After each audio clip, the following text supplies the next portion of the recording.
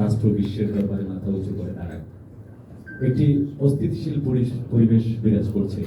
গুম খুনের নিপাত হয়েছে, এটি সত্যি, কিন্তু সামাজিকভাবে আমাদের নানা বৈষম্য হয়ে গেছে এবং হচ্ছে। এক্ষেত্রে বিএনপি হচ্ছে বাংলাদেশের সবচেয়ে বড় একটি রাজনৈতিক দল এবং আপনাদের নেতা কর্মীরাও যথেষ্ট পরিমাণ রয়েছেন এবং তারাও দায়িত্বশীল। এই জায়গা থেকে বাংলাদেশের এখন যে সময়টি চলছে সেই জায়গায় সামাজিক স্থিতিশীলতা, অর্থনৈতিক গুরুত্ব বিবেচনা এবং রাষ্ট্রীয় কাঠামো গঠনে আপনাদের দলের প্রতি এবং আপনাদের নেতাকর্মী যারা আছেন তাদের প্রতি আপনাদের স্পষ্ট নির্দেশনা আসলে কেমন কি? আমরা তো আপনার স্পষ্ট নির্দেশনা দিয়েছি।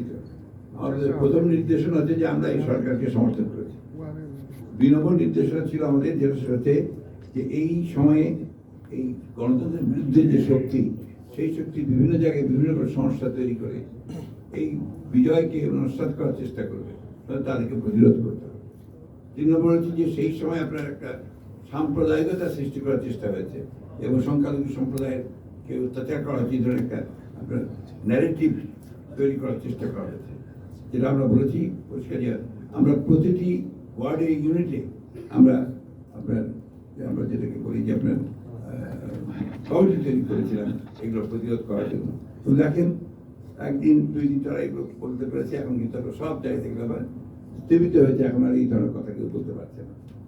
আর কিছু কিছু জায়গায় গোলযোগ সৃষ্টি করার যারা চেষ্টা করছে, এরা কেউ বিএনপির লোক বলে আমি মনে করি না, এরা নিশ্চয়ই সন্ত্রাসী, দুর্বৃত্ত। আমার অনুরোধ থাকবে আপনাদের সকলের কাছে, তাদেরকে ধরিয়ে দিন, আমরা তাদের বিরুদ্ধে ব্যবস্থা নেব। আমি প্রত্যুষ Talukdar, senior reporter, BBC news. আমার ছোট্ট করে দুটি প্রশ্ন করবো। প্রথম প্রশ্ন হচ্ছে, আপনি বলেছেন যে